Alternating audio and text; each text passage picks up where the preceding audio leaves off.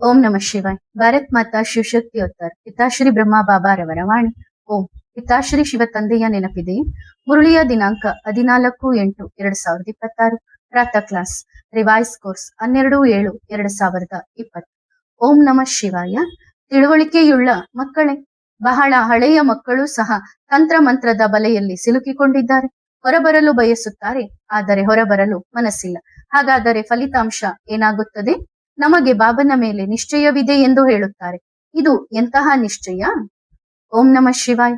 ಎಲ್ಲಾ ಮಕ್ಕಳಿಗೆ ಇದು ತಂದೆಯ ಸಂದೇಶವಾಗಿದೆ. ಮಕ್ಕಳು ಎಲ್ಲೇ ಕುಳಿತಿದ್ದರೂ ನೆನಪು ಮಾಡುತ್ತಾರೆ.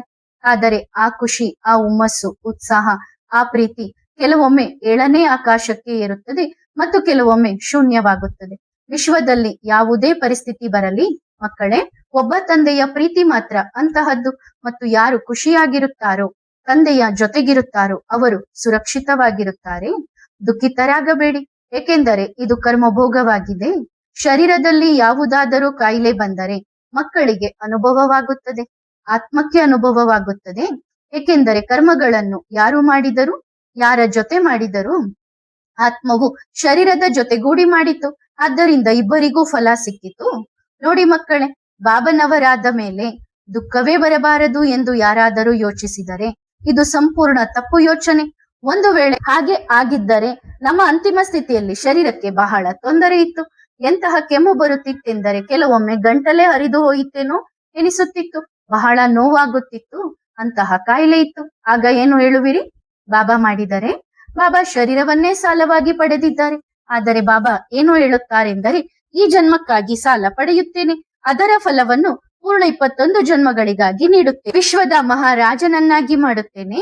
ಆದರೆ ಪಾಪಕರ್ಮಗಳು ಏನಿವೆಯೋ ಅದನ್ನು ಚುಕ್ತ ಮಾಡಲೇಬೇಕು. ನಾವೇ ಉಳಿಯಲಿಲ್ಲ, ಶೋಭಾ ಮಗು ಕೂಡ ಉಳಿಯಲಿಲ್ಲ. ಅಂದ್ರೆ ಕರ್ಮದ ಲೆಕ್ಕಾಚಾರದಿಂದ ಅವರು ಕೂಡ ಬಚಾವಾಗಲಿಲ್ಲ. ಎಲ್ಲರೂ ಕರ್ಮದ ಲೆಕ್ಕಾಚಾರ ಅನುಭವಿಸಬೇಕು.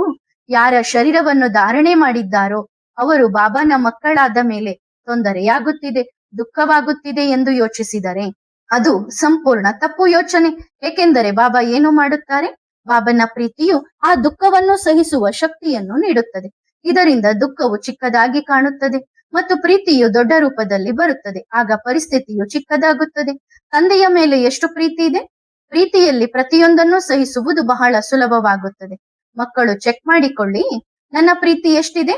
ಆದರೂ ತಂದೆ ಇದನ್ನೇ ಹೇಳುತ್ತಾರೆ, ತಂದೆಯನ್ನು ನಂಬುವುದು ಮತ್ತು ತಂದೆಯ ಮಾತನ್ನು ನಂಬುವುದು ಇವೆರಡಕ್ಕೂ ಬಹಳ ವ್ಯತ್ಯಾಸವಿದೆ. ಬಹಳಷ್ಟು ಮಕ್ಕಳು ಹೇಳುತ್ತಾರೆ, ನಾವು ತಂದೆಯನ್ನು ಬಹಳ ನಂಬುತ್ತೇವೆ ಎಂದು. ಅವಶ್ಯವಾಗಿ ತಂದೆ ಆ ಮಕ್ಕಳ ಮೇಲೆ ಯಾವುದೇ ಸಂಶಯ ಪಡುವುದಿಲ್ಲ. ಬಹಳ ಪ್ರೀತಿಸುತ್ತಾರೆ, ಬಹಳ ಪ್ರಿಯವಾದ ಮಕ್ಕಳು. ಆದರೆ ಅದಕ್ಕಿಂತಲೂ ಒಳ್ಳೆಯ ಪುರುಷಾರ್ಥ ಯಾವುದು? ತಂದೆಯ ಮಾತನ್ನು ಎಷ್ಟು ಪಾಲಿಸುತ್ತಾರೆ? ಚೆಕ್ ಮಾಡಿರಿ.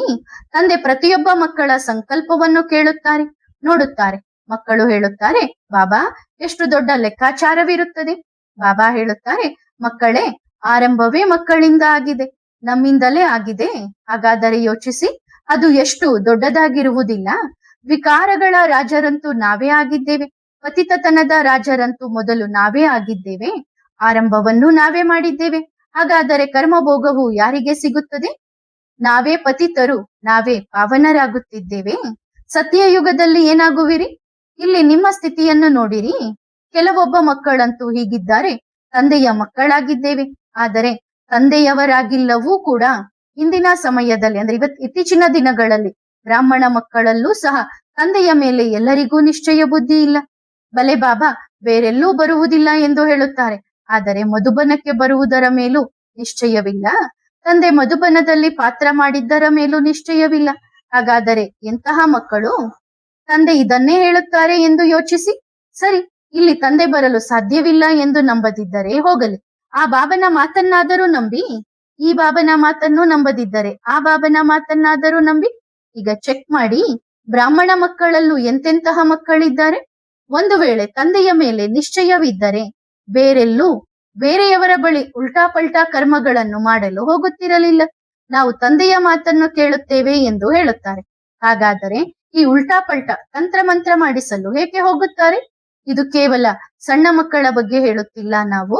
ತಂದೆಯ ಹತ್ತಿರ ಬಹಳ ಹಳೆಯ ಮಕ್ಕಳು ಹೀಗಿದ್ದಾರೆ. ತಂದೆಗೆ ಹೇಳುತ್ತಾರೆ, ನಾವು ತಂದೆಯನ್ನು ನಂಬುತ್ತೇವೆ, ಆದರೆ ಬಾಬಾ ಮಧುಬನಕ್ಕೆ ಮಾತ್ರ ಬರುತ್ತಾರೆ, ಬೇರೆಲ್ಲೂ ಹೋಗುವುದಿಲ್ಲ ಎಂದು ನಾವು ನಂಬುತ್ತೇವೆ ಎಂದು. ಸರಿ, ನೀವು ನಂಬಿ ಕನಿಷ್ಠ ಪಕ್ಷ ನಿಶ್ಚಯವಂತೂ ಇರಲಿ. ನನ್ನ ಬಾಬಾ ಮಧುಬನಕ್ಕೆ ಬರುತ್ತಾರೆ ಎಂಬ ಅಷ್ಟು ನಿಶ್ಚಯವಂತೂ ಇರಲಿ. ಆದರೆ ಉಲ್ಟಾ ಪಲ್ಟಾ ತಂತ್ರ ಮಂತ್ರ ಮಾಡಿಸಲು ಹೋಗುತ್ತಾರೆ. ನೇರವಾದ ಮಾತು ಎಂದರೆ, ನಿಮಗೆ ಮಧುಬನದ ತಂದೆಯ ಮೇಲೂ ನಿಶ್ಚಯವಿಲ್ಲ, ಅಲ್ಲಿ ಭಗವಂತ ಬರುತ್ತಾರೆ ಎಂದು ನಿಶ್ಚಯವಿದ್ದರೆ ಹೀಗೆ ಮಾಡುತ್ತಿರಲಿಲ್ಲ. ಮೆಜಾರಿಟಿ ಫೇಲ್ ಆಗಿದ್ದಾರೆ.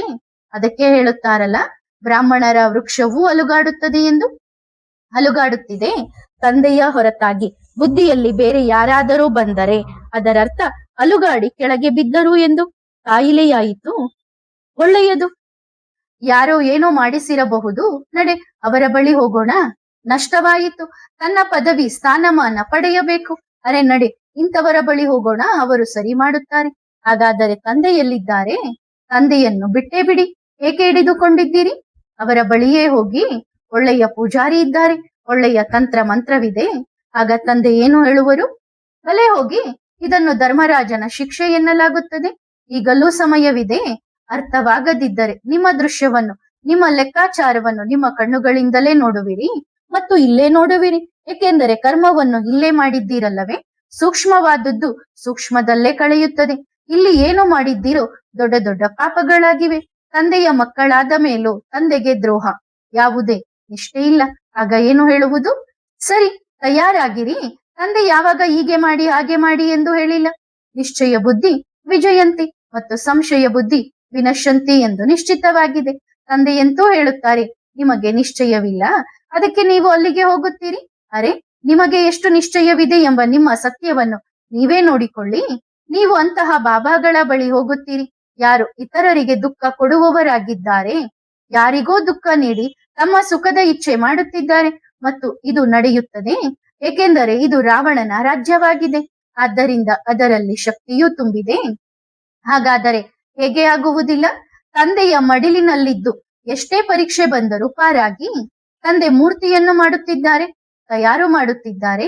ನಿಮ್ಮ ನಿಶ್ಚಯವು ಪಕ್ಕಾ ಆಗಿದ್ದರೆ ತಂದೆ ಗ್ಯಾರಂಟಿ ಕೊಡುತ್ತಾರೆ, ಎಂದಿಗೂ ಯಾವುದೇ ದುಃಖವಾಗಲು ಬಿಡುವುದಿಲ್ಲ ಎಂದು. ನಿಶ್ಚಯವೇ ಅಲುಗಾಡಿಸಿದರೆ ಅಲ್ಲಿಗೆ ಹೋಗಿ ಸುಖಿಯಾಗುತ್ತೇವೆ ಎಂದು ಯೋಚಿಸುತ್ತಾರೆ. ಅರೆ ನೋಡಿ, ನಾವು ಇಷ್ಟು ವರ್ಷಗಳಿಂದ ಜ್ಞಾನದಲ್ಲಿದ್ದೇವೆ, ಆದರೆ ಏನೂ ಆಗಲಿಲ್ಲ ಎಂದು ಯೋಚಿಸುತ್ತಾರೆ. ಒಂದು ದಿನ ಆ ಬಾಬಾನ ಬಳಿ ಹೋದೆವು, ನಮ್ಮ ಜೀವನವೇ ಬದಲಾಗಿ ಹೋಯಿತು. ಎಂತಹ ಮೂರ್ಖ ಮಕ್ಕಳಿದ್ದಾರೆ. ಒಂದೇ ದಿನದಲ್ಲಿ ತಂದೆಯ ಮೇಲಿನ ನಿಶ್ಚಯ ಸಮಾಪ್ತಿ. 20 ವರ್ಷಗಳಿಂದ ತಂದೆಯ ಬಳಿ ಇದ್ದಾರೆ ಮತ್ತು ಒಂದು ದಿನ ಹೊರಗೆ ಹೋದರು. ಇದು ಎಂತಹ ನಿಶ್ಚಯ! ಜೀವನವನ್ನೇ ನೀಡಿದ್ದಾರೆ. ಜೀವನವನ್ನು ಹೇಗೆ ನೀಡಬೇಕೆಂದರೆ, ಕಾಯಿಲೆಯಲ್ಲಿ ಶರೀರವೇ ಹೋದರೂ ಬರುವುದು ನಿಮ್ಮ ಬಳಿಯೇ ಬಾಬಾ. ನಾವು ಬಾಬನಿಗೆ ಜೀವನ ಕೊಟ್ಟಿದ್ದೇವೆ, ಪ್ರಪಂಚದಿಂದ ಸತ್ತು ಬಂದಿದ್ದೇವೆ, ಸತ್ತೇ ಬಿದ್ದಿದ್ದೇವೆ. ಪದವಿ, ಸ್ಥಾನಮಾನ, ಗೌರವ ನಮಗೆ ಬೇಡ. ನೀವು ಏನು ಕೊಡುತ್ತೀರೋ ಅದಕ್ಕೆ ನಾವು ಸಿದ್ಧರಿದ್ದೇವೆ. ಇದು ತಂದೆಯ ಮೇಲಿನ ನಿಶ್ಚಯ. ಹೀಗೆ ಮಾಡಿದರೆ ಅದು ಸಿಗುತ್ತದೆ, ಹಾಗೆ ಮಾಡಿದರೆ ಹೀಗೆ ಸಿಗುತ್ತದೆ ಎನ್ನುವುದು ನಿಶ್ಚಯವಿಲ್ಲ. ಆದ್ದರಿಂದ ಮಕ್ಕಳು ಎಲ್ಲೇ ಕುಳಿತಿದ್ದರೂ ನಮ್ಮ ಆದಿಪಿತ ಬ್ರಹ್ಮ ಬಾಬಾರವರ ತನುವಿನಲ್ಲಿ ಶಿವ ಪರಮಪಿತ ಪರಮಾತ್ಮನು ಬಂದು ಸತ್ಯಯುಗಿ ಸೃಷ್ಟಿಯ ಸ್ಥಾಪನೆ ಮಾಡಿದರು ಎಂದು ನಂಬುವುದಾದರೆ ತಮ್ಮ ಹೃದಯದಲ್ಲಿ ಕುಳಿತು ಕೇಳಿಕೊಳ್ಳಿ, ನಾನು ಏನು ಮಾಡುತ್ತಿದ್ದೇನೆ? ನಾವು ಬ್ರಹ್ಮ ತಂದೆಯ ಸಮಾನರಾಗುತ್ತೇವೆ ಎಂದು ಹೇಳುವುದಾದರೆ ನಾವು ಅಂತಹ ಕರ್ಮಗಳನ್ನು ಮಾಡುತ್ತಿದ್ದೇವೆಯೇ ಎಂದು ತಮ್ಮ ಹೃದಯವನ್ನೇ ಕೇಳಿಕೊಳ್ಳಿ. ಇಂದು ಬಾಬಾ ಅದಕ್ಕಾಗಿಯೇ ಹೇಳಿದರು. ಏಕೆಂದರೆ ಕಾಯಿಲೆ ಬಂತು, ನಡೆ ಅಂತವರ ಬಳಿ ಹೋಗೋಣ. ದುಃಖವಾಯಿತು, ನಡಿ ಇವರ ಬಳಿ. ನಂತರ ಹೇಳುತ್ತಾರೆ, ನಮಗೆ ಬಾಬನ ಮೇಲೆ ನಿಶ್ಚಯವಿದೆ ಎಂದು. ಇದು ಎಂತಹ ನಿಶ್ಚಯ! ಅರೆ, ಬಹಳ ಹಳೆಯ ಮಕ್ಕಳು ಹೀಗೆ ಮಾಡುತ್ತಿದ್ದಾರೆ. ಈ ಬಲೆಯಲ್ಲಿ ಎಷ್ಟು ಸಿಲುಕಿಕೊಂಡಿದ್ದಾರೆಂದರೆ ಹೊರಬರಲು ಬಯಸುತ್ತಾರೆ, ಆದರೆ ಹೊರಬರಲು ಮನಸ್ಸಿಲ್ಲ. ಹಾಗಾದರೆ ಫಲಿತಾಂಶ ಏನಾಗುತ್ತದೆ? ತಂದೆ ಹೇಳುತ್ತಾರೆ, ಪ್ರತಿಯೊಬ್ಬರು ತಮ್ಮ ತಮ್ಮ ಪುರುಷಾರ್ಥವನ್ನು ಚೆಕ್ ಮಾಡಿಕೊಳ್ಳಿ. ನಾವು ಇಲ್ಲೇ ರಾಜರಾಗಿದ್ದೆವು ಎಂದು ಯೋಚಿಸುತ್ತಾರೆ. ಭವಿಷ್ಯದ ಚೀಟಿ ಕಟ್, ಇಲ್ಲೇ ರಾಜರಾಗಿ ಬಿಡಿ. ಎಷ್ಟರ ಮಟ್ಟಿಗೆ ರಾಜರಾಗುವಿರಿ? 2-4 ಜನ ಕ್ಲಾಸಿಗೆ ಬರುತ್ತಾರೆ, ಕೋರ್ಸ್ ಮಾಡುವವರು ಬರುತ್ತಾರೆ. ಎಷ್ಟರ ಮಟ್ಟಿಗೆ ರಾಜರಾದಿರಿ? ಆದರೆ ಭವಿಷ್ಯದ ರಾಜ ಪದವಿ ಖತಂ. ತಮ್ಮನ್ನು ಇಲ್ಲೇ ರಾಜರೆಂದು ತಿಳಿದುಕೊಳ್ಳುತ್ತಾರೆ. ಇದು ಬಹಳ ತಪ್ಪು. ನಿಜವಾಗಿಯೂ ತಂದೆಯ ಮೇಲೆ ಪ್ರೀತಿ ಇದ್ದರೆ ತಂದೆಯ ಮೇಲೆ ನಿಶ್ಚಯವಿಡಿ. 20 ವರ್ಷಗಳ ತಪಸ್ಸು ಪರಿಶ್ರಮವನ್ನು 1 ವರ್ಷದಲ್ಲಿ ಹಾಳು ಮಾಡಿಕೊಳ್ಳಬೇಡಿ. ಇಲ್ಲದಿದ್ದರೆ ಎಂತಹ ಲೆಕ್ಕ ತೆರೆಯುತ್ತಾರೆಂದರೆ ಎಲ್ಲವೂ ಬಂದ್. ಇದು ಸುಧಾರಿಸಿಕೊಳ್ಳುವ ಸಮಯ. ಸುಧಾರಿಸಿಕೊಳ್ಳದಿದ್ದರೆ ಏನಾಗುತ್ತದೆ? ಅಳುವಿರಿ, ಆದರೂ ತಂದೆ ಸಿಗುವುದಿಲ್ಲ. ಹುಡುಕಾಡುವಿರಿ, ಆದರೂ ತಂದೆ ಸಿಗುವುದಿಲ್ಲ. ಏನೇ ಮಾಡಿದರೂ ಸಹ ಎಲ್ಲಿಯವರೆಗೆ ಪೂರ್ಣವಾಗಿ ಲೆಕ್ಕಾಚಾರ ಮುಗಿಯುವುದಿಲ್ಲವೋ ಅಲ್ಲಿಯವರೆಗೆ ತಂದೆ ಸಿಗುವುದಿಲ್ಲ. ಆದ್ದರಿಂದ ಇದು ತಂದೆಯ ಎಚ್ಚರಿಕೆಯಾಗಿದೆ. ಈ ಸೃಷ್ಟಿ ಮತ್ತು ಯಜ್ಞದ ಸ್ಥಾಪನೆಯ ಆದಿಪಿತನ ಮೂಲಕವಾಗಿದೆ. ಆದ್ದರಿಂದ ಅದೇ ಆದಿಪಿತನು ಎಲ್ಲಾ ಮಕ್ಕಳಿಗೆ ಹೇಳುತ್ತಿದ್ದಾರೆ, ಕರ್ಮಗಳನ್ನು ಈಗಲೂ ಸಂಭಾಳಿಸಿಕೊಳ್ಳಬಹುದು. ಈಗಲೂ ಸಮಯವಿದೆ. ಒಂದು ದಿನದ ಸುಖ ನೀಡುವ, ಆದರೆ 20 ವರ್ಷಗಳ ಕಾಲ ದುಃಖ ನೀಡುವ ಕರ್ಮವನ್ನು ಎಲ್ಲವನ್ನೂ ಬಿಟ್ಟು ಬಿಡಿ. ಒಂದು ದಿನದ ಸುಖದ ಅನುಭವ ಮಾಡಿ 20 ವರ್ಷಗಳ ತಪಸ್ಸನ್ನು ಭಂಗ ಮಾಡುವುದು ಮಹಾನತೆಯಲ್ಲ, ಮೂರ್ಖತನವಾಗಿದೆ. ಈ ಮೂರ್ಖತನದಿಂದ ಹೊರಬನ್ನಿರಿ. ಬಾಬಾ ನಾವು ಸಮರ್ಪಿತರಾಗಿದ್ದೇವೆ ಎಂದು ಹೇಳುತ್ತಾರೆ. ಒಳ್ಳೆಯದು. ಪ್ರಾಕ್ಟಿಕಲ್ ಆಗಿ ಸಮರ್ಪಣೆಯ ಸಮಯ ಬಂದಾಗ ತಿಳಿಯುತ್ತದೆ ಮಕ್ಕಳು ಎಷ್ಟು ಸಮರ್ಪಣಾ ಬುದ್ಧಿಯವರು, ಎಷ್ಟು ನಿಶ್ಚಯ ಬುದ್ಧಿಯವರು ಎಂದು. ಈ ಸಂದೇಶವನ್ನು ಬಾಬಾ ಮೂಲೆಯಲ್ಲಿ ಕುಳಿತು ಈ ಕರ್ಮ ಮಾಡುತ್ತಿರುವ ಪ್ರತಿಯೊಬ್ಬ ಮಗುವಿಗೂ ಹೇಳುತ್ತಿದ್ದಾರೆ. ಮಕ್ಕಳಂತೂ ಹೀಗಿದ್ದಾರೆ, ಉಲ್ಟಾ ಕರ್ಮ ಮಾಡುವವರು. ತಂದೆಯ ಧ್ವನಿಯನ್ನು ಕೇಳಿಸಿಕೊಳ್ಳಲೇ ಸಾಧ್ಯವಿಲ್ಲ, ಏಕೆಂದರೆ ಅದು ಚುಚ್ಚುತ್ತದೆ, ನೋವಾಗುತ್ತದೆ, ಕಿವಿಗೆ ಬೀಳಲು ಬಿಡುವುದಿಲ್ಲ. ವಿಕಾರಗಳು ಧೈರ್ಯವಿದ್ದರೆ ಆದರೂ ಕೇಳಿ. ಎಲ್ಲೋ ಕೆಲವು ಮಕ್ಕಳು ಎಷ್ಟು ಪ್ರಿಯವಾಗಿದ್ದಾರೆಂದರೆ ತಂದೆಯನ್ನು ಭೇಟಿಯಾಗಲು ತಡಕಾಡುತ್ತಿದ್ದಾರೆ. ಆ ಮಕ್ಕಳಿಗೂ ಸಂದೇಶವಿದೆ, ನಿಶ್ಚಯ ಮತ್ತು ತಾಳ್ಮೆ. ಹಾಗಲ್ಲ, ಕೆಲವು ಮಕ್ಕಳು ಹೀಗೆ ಯೋಚಿಸುತ್ತಾರೆ, ಒಂದು ಬಾರಿ ಹೋಗಿ ಚೆಕ್ ಮಾಡೋಣ. ಚೆಕ್ ಮಾಡುವುದರಲ್ಲೇನಿದೆ? ಒಂದು ಬಾರಿ ನಿಜವಾಗಿಯೂ ಬರುತ್ತಿದ್ದಾರೋ ಇಲ್ಲವೋ ಎಂದು ನೋಡೋಣ. ಕೆಲವು ಮಕ್ಕಳು ಯೋಚಿಸುತ್ತಿದ್ದಾರೆ, ನಾವು ಇಷ್ಟು ಪ್ರಶ್ನೆಗಳನ್ನು ಬರೆದುಕೊಂಡು ಹೋಗುತ್ತೇವೆ, ಒಂದು ವೇಳೆ ಅವರು ಉತ್ತರ ನೀಡಿದರೆ ಇವರೇ ಬಾಬಾ ಎಂದು ತಿಳಿದುಕೊಳ್ಳುತ್ತೇವೆ, ನೀಡದಿದ್ದರೆ ಯಾರೋ ಬೇರೆಯವರು ಬರುತ್ತಿರಬಹುದು, ಯಾವುದೋ ಆತ್ಮ ಅಲೆದಾಡುತ್ತಿರಬಹುದು ಎಂದು ಯೋಚಿಸುತ್ತಾರೆ. ಇದು ಬಹಳ ಮೂರ್ಖತನದ ಮಾತು. ಆ ಮಕ್ಕಳಿಗೂ ತಂದೆ ಹೇಳುತ್ತಾರೆ, ತಮ್ಮ ಬುದ್ಧಿ ಉಪಯೋಗಿಸುವುದನ್ನು ನಿಲ್ಲಿಸಿ. ಇಲ್ಲದಿದ್ದರೆ ಬುದ್ಧಿ ಉಪಯೋಗಿಸುತ್ತಾ ಅಂತಹ ವಿನಾಶದ ಒಂದು ಅಲೆ ಬರುತ್ತದೆಂದರೆ ಎಲ್ಲವನ್ನು ಕೊಚ್ಚಿಕೊಂಡು ಹೋಗುತ್ತದೆ. ಪ್ರೀತಿಯಲ್ಲಿ ಪ್ರಶ್ನೆ ಕೇಳುವುದು ಬೇರೆ ವಿಷಯ, ಸಂಶಯದಲ್ಲಿ ಪ್ರಶ್ನೆ ಕೇಳುವುದು ಬೇರೆ ವಿಷಯ, ತನ್ನ ಬುದ್ಧಿಯನ್ನು ಕ್ಲಿಯರ್ ಮಾಡಿಕೊಳ್ಳಲು ಕೇಳುವುದು ಬೇರೆ ವಿಷಯ. ಕೆಲವು ಮಕ್ಕಳು ಯೋಚಿಸುತ್ತಾರೆ, ಅರ್ಧ ಪ್ರಶ್ನೆಗಳಿಗೆ ಉತ್ತರ ನೀಡಿದರು, ಇನ್ನು ಅರ್ಧಕ್ಕೆ ಉತ್ತರ ನೀಡಲಿಲ್ಲ. ಈಗ ಈ ಬಾಬಾ ಅರ್ಧವೋ ಅಥವಾ ಪೂರ್ಣವೋ ಅರ್ಥವಾಗಲಿಲ್ಲ. ಪ್ರಶ್ನೆಗೆ ಉತ್ತರ ಸಿಕ್ಕಿತು, ನಿಶ್ಚಯ. ಇಲ್ಲದಿದ್ದರೆ ಉತ್ತರ ಸಿಗಲಿಲ್ಲ ಎಂದರೆ ಸಂಶಯ. ಪ್ರಶ್ನೆಯನ್ನು ತಂದೆ ಸ್ವಲ್ಪ ತಿರುಗಿಸಿದರೆ ಇವರೂ ತಿರುಗುತ್ತಾರೆ. ಅಂತಹ ಮಕ್ಕಳು ಬೇಡ. ಮಕ್ಕಳು ಎಂತಹವರು ಬೇಕೆಂದರೆ ತಂದೆ ಏನೋ ಹೇಳುತ್ತಾರೋ, ಒಂದು ವೇಳೆ ತಂದೆ ಪ್ರಶ್ನೆಗೆ ಉತ್ತರ ಕೊಡದಿದ್ದರೆ ಬಹುಶಃ ಬಾಬಾ ಮುಂದಿನ ಬಾರಿ ಕೊಡಬಹುದು ಎಂದು ಯೋಚಿಸಬೇಕು. ಮುಂದಿನ ಬಾರಿಯೂ ಕೊಡದಿದ್ದರೆ ಬಹುಶಃ ಆ ಪ್ರಶ್ನೆಗೆ ಉತ್ತರ ಕೊಡುವ ಸಮಯ ಬಂದಿಲ್ಲ ಎಂದು ಯೋಚಿಸಬೇಕು. ಆದರೆ ಮಕ್ಕಳು ಏನು ಮಾಡುತ್ತಾರೆ? ಪೂರ್ಣವಾಗಿ ತಿರುಗಿ ಬಿಡುತ್ತಾರೆ. ಅಂತಹ ಮಕ್ಕಳು ಬೇಡ. ಒಂದು ಕ್ಷಣದಲ್ಲಿ ಸೋಡಾ ವಾಟರ್ ಮತ್ತು ಇನ್ನೊಂದು ಕ್ಷಣದಲ್ಲಿ ಗಾಳಿ ಹೋದಂತೆ ಆಗುವವರು ಅಲ್ಲ, ನಿಶ್ಚಯ ಬುದ್ಧಿಯವರಾಗಬೇಕು. ತಂದೆ ಪ್ರಶ್ನೆಗೆ ಉತ್ತರ ನೀಡಿದರೂ ಸ್ಥಿತಿ ಏಕರಸವಾಗಿರಲಿ, ನೀಡದಿದ್ದರೂ ಸ್ಥಿತಿ ಏಕರಸವಾಗಿರಲಿ. ಅಂತಹ ಮಕ್ಕಳು ತಂದೆಗೆ ಬೇಕು. ಹಾಗಲ್ಲದೆ ಇಲ್ಲಿಗೆ ಉರುಳಿದರು ಮತ್ತೆ ಅಲ್ಲಿಗೆ ಉರುಳಿದರು ಅಂದ್ರೆ ಉತ್ತರ ಕೊಟ್ರೆ ಈ ಕಡೆ ಟರ್ನ್ ಆದೆ, ಕೊಡ್ಲಿಲ್ಲ ಅಂದ್ರೆ ಆ ಕಡೆ ಟರ್ನ್ ಆದೆ, ಬೇಕಾದಾಗ ಈ ಕಡೆಗೆ, ಬೇಡ ಆದಾಗ ಆ ಕಡೆಗೆ. ಈ ರೀತಿ ಅಲ್ಲ. ಅಂತಹ ಮಕ್ಕಳನ್ನು ಏನು ಮಾಡುವುದು? ನಮಗಂತೂ ಮಾಲೆ ತಯಾರಿಸಬೇಕಿದೆ. ಸ್ವಚ್ಛವಾಗಿರುವವರು ಬೇಕು. ಬಾಬಾ ಸ್ವಚ್ಛವಾಗಿ ನೀವೇ ಮಾಡುತ್ತೀರಿ ಎಂದು ಹೇಳುತ್ತಾರೆ. ಹೌದು, ಖಂಡಿತ ಮಾಡುತ್ತೇವೆ, ಆಗುವಿರಾ ಎಂದು ಕೇಳುತ್ತಿದ್ದಾರೆ. ಸ್ವಚ್ಛ ಆಗಲು ಬಯಸುವುದಾದರೆ ತಮ್ಮ ಬುದ್ಧಿ ಉಪಯೋಗಿಸುವುದನ್ನು ನಿಲ್ಲಿಸಿ. ತಮ್ಮ ಬುದ್ಧಿ ಉಪಯೋಗಿಸುವುದು, ತಮ್ಮ ಮೆದುಳು ಓಡಿಸುವುದು ಎಂದರೆ ಬಾಬಾ ಈಗೇಕೆ ಹೇಳಿದರು? ಅರೆ ಬಾಬಾ ಈಗಲ್ಲ, ಈಗ ಹೀಗೆ ಮಾಡಬೇಕಿತ್ತು. ಈಗ ಮೊದಲು ಹೇಳಿ, ಬಾಬಾ ನೀವು ಅಥವಾ ನಮ್ಮ ಬಾಬನೋ? ಯಾರು ಬಾಬಾ? ಮತ್ತೆ ನೀವು ಬಾಬಾ ಆಗಲು ಬಂದಿರುವಾಗ ಹಾಗಿರಿ ಬಾಬಾ, ಅಷ್ಟೇ. ಭಕ್ತಿ ಮಾರ್ಗದಲ್ಲೂ ಗುರುಗಳ ಬಳಿ ಕಲಿಯಲು ಹೋಗುತ್ತಿದ್ದಾಗ ಗುರುಗಳು ಏನೇ ಹೇಳಿದರು ಸತ್ಯವಚನ್ ಮಹಾರಾಜ್ ಎನ್ನುತ್ತಿದ್ದರು. ಇಲ್ಲಿ ತಂದೆ ಕುಳಿತಿದ್ದಾರೆ. ಒಂದು ವೇಳೆ ಮಕ್ಕಳಿಂದ ತಪ್ಪು ಮಾಡಿಸಿದರೆ ಅದನ್ನು ಸುಧಾರಿಸುವ ತಂದೆಯೂ ಕುಳಿತಿದ್ದಾರೆ. ಒಂದು ವೇಳೆ ತಮ್ಮ ಬುದ್ಧಿಯಿಂದ ನಡೆದು ಉಲ್ಟಾ ಆದರೆ ನಂತರ ತಂದೆ ಮಾಡಿಸಿದರು ಎಂದು ಹೇಳಬೇಡಿ, ಅದಕ್ಕೆ ತಂದೆ ಜವಾಬ್ದಾರರಾಗುವುದೇ ಇಲ್ಲ. ಆದ್ದರಿಂದ ಬಾಬಾ ಪ್ರತಿಯೊಬ್ಬ ಮಗುವಿನಿಂದ ಏನು ಬಯಸುತ್ತಾರೆ? ತಂದೆಯನ್ನು ಬಹಳ ನೆನಪು ಮಾಡುತ್ತಾರೆ. ಇಡೀ ವಿಶ್ವವೇ ಮಾಡುತ್ತದೆ. ಯಾರಿಗೆ ಶರೀರವಿದೆಯೋ ಅವರು ಮಾಡುತ್ತಾರೆ ಮತ್ತು ಯಾರಿಗೆ ಇಲ್ಲವೋ ಅವರೂ ಮಾಡುತ್ತಾರೆ. ಆದರೆ ತಂದೆ ಏನು ಬಯಸುತ್ತಾರೆಂದರೆ ನೀವು ಎಂತಹವರಾಗಿ ಎಂದರೆ ತಂದೆಯೇ ನಿಮ್ಮನ್ನು ನೆನಪು ಮಾಡಬೇಕು. ನನ್ನ ಮುದ್ದಿನ ಮಗು, ವಾ ನನ್ನ ಹೀರೋ ಮಗು, ವಾ ನನ್ನ ನಂಬರ್ 1 ಮಗು, ತಂದೆಯೇ ವಾ ಮಗು ವಾ ಎಂದು ಹೇಳುವಂತಾಗಬೇಕು. ಮತ್ತು ಅಂತಹವರ ಪಟ್ಟಿ ಬಹಳ ಚಿಕ್ಕದಿದೆ. ಕೆಲವು ಮಕ್ಕಳಂತೂ ಗೊಂದಲದಲ್ಲೇ ಇರುತ್ತಾರೆ. ಅಚ್ಚ, ಬಾಬಾ ಇದನ್ನು ತಿಳಿಸಿ. ಹೌದು, ಬಾಬಾ ತಿಳಿಸುತ್ತಾರೆ. ಪುರುಷಾರ್ಥ ಬಿಟ್ಟು ಬಿಡುತ್ತಾರೆ. ಯಾವ ರಹಸ್ಯಗಳನ್ನು ತಿಳಿಯಬೇಕಿದೆ? ಬರುವ ಸಮಯದಲ್ಲಿ ರಹಸ್ಯಗಳೇ ಬಯಲಾಗಲಿವೆ. ಆದರೆ ಕಾಯುವಿಕೆ ಮತ್ತು ತಾಳ್ಮೆ. ಮಕ್ಕಳಲ್ಲಿ ತಾಳ್ಮೆ ಇಲ್ಲ. ಈ ತಾಳ್ಮೆಯ ಪರೀಕ್ಷೆಯು ಬಹಳ ದೊಡ್ಡ ಪರೀಕ್ಷೆಯಾಗಿದೆ. ಸರಿತಾನೆ ಮಕ್ಕಳೇ? ಅರ್ಥವಾಯಿತೆ? ದೂರ ಕುಳಿತಿರುವವರಿಗೂ ಅರ್ಥವಾಗಲಿ, ಹತ್ತಿರವಿರುವವರಿಗಂತೂ ಅರ್ಥವಾಗಿದೆ. ಎಲ್ಲೇ ಕುಳಿತಿರಲಿ ತಂದೆಯ ಪ್ರೀತಿ ಪ್ರತಿಯೊಬ್ಬ ಮಗುವಿನ ಮೇಲಿದೆ. ಬಾಬಾ, ನೀವು ಭೇಟಿಯಾಗಲು ಕರೆಯುತ್ತಿಲ್ಲ ಎಂದರೆ ನಿಮ್ಮ ಪ್ರೀತಿ ಕಡಿಮೆ ಇದೆ ಎಂದು ಯಾರೂ ಯೋಚಿಸಬೇಡಿ. ಖಂಡಿತ ಇಲ್ಲ, ತಂದೆಯ ಪ್ರೀತಿ ಕಡಿಮೆ ಇಲ್ಲ. ತಂದೆಯ ಪ್ರೀತಿ ಇನ್ನೂ ಹೆಚ್ಚಾಗುತ್ತದೆ. ಬಾಬಾ, ನಿಮಗೆ ಕಾಣಿಸುತ್ತಿದೆಯಲ್ಲವೇ ನಾವು ಎಷ್ಟು ಹುಡುಕಾಡುತ್ತಿದ್ದೇವೆ ಎಂದು ಕೆಲವರು ಹೇಳುತ್ತಾರೆ. ಖಂಡಿತ ಕಾಣಿಸುತ್ತಿದೆ. ನೋಡಿ ಮಕ್ಕಳೇ, ಸೋಡಾ ವಾಟರ್ ಅಂತೂ ಅಲ್ಲವಲ್ಲ. ಪ್ರತಿಯೊಂದು ಮಗು ತಂದೆಯನ್ನು ಎಷ್ಟು ಪ್ರೀತಿಸುತ್ತದೆ ಮತ್ತು ತಾಳ್ಮೆ ಎಷ್ಟಿದೆ ಎಂದು ಬಾಬನಿಗೆಲ್ಲ ಕಾಣಿಸುತ್ತಿದೆ. ಕಾಯುವಿಕೆ ಎಷ್ಟಿದೆ ಮತ್ತು ನೋಡಿ ಮಕ್ಕಳೇ, ತಂದೆಯದೇ ಆದ ರೀತಿ ಇದೆ. ದೂರವಿಟ್ಟರೆ ನೆನಪು ಬಹಳ ಹೆಚ್ಚಾಗುತ್ತದೆ. ಎಷ್ಟೆಂದರೆ ಬೇಗ ಬೇಗ ವಿಕರ್ಮಗಳು ವಿನಾಶವಾಗುತ್ತವೆ. ಹತ್ತಿರ ಬಂದರೆ ಹೊಟ್ಟೆ ತುಂಬಿತು, ತಗೊಳ್ಳಿ ಬಾಬಾ ಈಗ ಆಯಿತು ಎನ್ನುತ್ತಾರೆ. ಆಗ ಹಾಗೆಯೇ ಉಳಿದು ಬಿಡುತ್ತಾರೆ. ಈಗ ಬೇಗ ಬೇಗ ಏನು ಮಾಡಬೇಕು? ಮಕ್ಕಳನ್ನು ಸಂಪೂರ್ಣರನ್ನಾಗಿ ಮಾಡಬೇಕು. ಇಲ್ಲಿರುವವರು ನೆನಪು ಮಾಡುವುದಿಲ್ಲ ಎಂದಲ್ಲ, ಅವರು ಬಹಳ ನೆನಪು ಮಾಡುತ್ತಾರೆ.